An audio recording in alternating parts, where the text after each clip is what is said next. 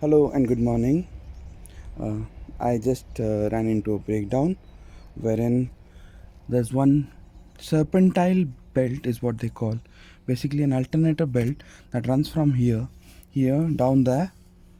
It's quite congested out here, so I've removed this filter box from here and moved this pipe, the hose out here, and now I've got at least a better access to the engine bay. Sorry, it's cold out here. Yeah. So I can see, I'll show you. So you can see the various pulleys out here. Some running the alternator, which is back there, and then there is water pump and power steering pulley, and then that's the engine pulley that runs and rotates all these pulleys. There's a belt that runs on top of these. Now I was waiting on the dual carriage to exit it, and the belt just snapped out, and suddenly the steering went hard. I couldn't turn the car. There were warning signs on the engine, on the dash, saying that there's some issue with the battery charging system, and the car was very heavy to steer, and I was just zapped out and struggling to understand what has happened. Luckily I managed to pull around at a safe place, and then I just had a look at it, and I just found out that the belt was snapped. Now the belt was not broken, it just came out. Now I went to the Euro parts, I got a alternate belt, but then later on I found that the belt was snapped out because of a reason. I managed to pull this out. This is a tensioner, the belt tensioner. It maintains the tension on the belt and prevents it from snapping out. Now the thing is, if you notice out here, it's just open. This box is open, so there's a spring action, and ideally this tensioner has to go back to its original position. I'll show you a new one. So it's pretty in a damaged state, and this was blocking that pulley, and because of which the belt simply snapped and came out. Now earlier I just got one belt thinking that the belt was having an issue, but it was not the case. So I went back and got a replacement in Euro part, somewhere around 62 pounds for an Insignia. Let's hope it fits.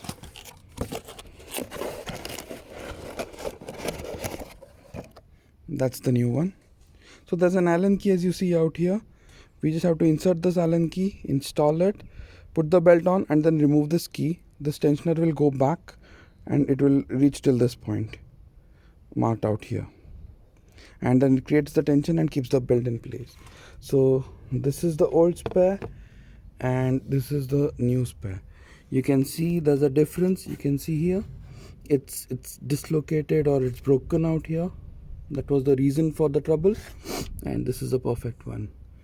So now what I'll do is I'll just put this back, the new one, in there, and let me see if it works fine. Just wanted to record this video because I struggled a lot to find the solution initially. I thought it would be helpful for everyone.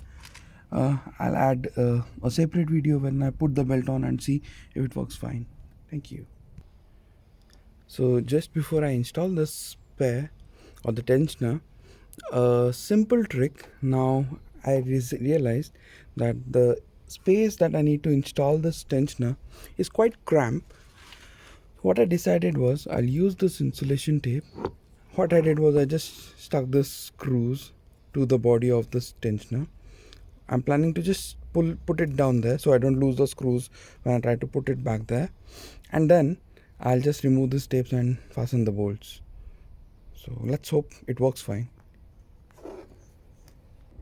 Okay, so now you see the pulley tensioner is back in place. It's a new one.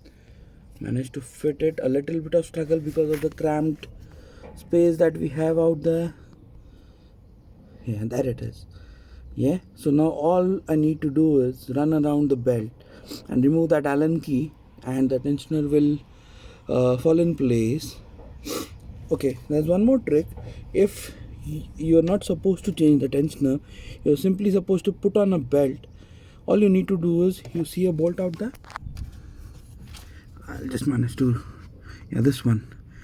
All you need to do is just put your spanner there, pull it, move the spanner in this position, in a clockwise position, and try to get an Allen key in this bolt. So it locks out there. It will lock that tensioner, and then put on the belt and then remove the key. That's the trick to put on a belt.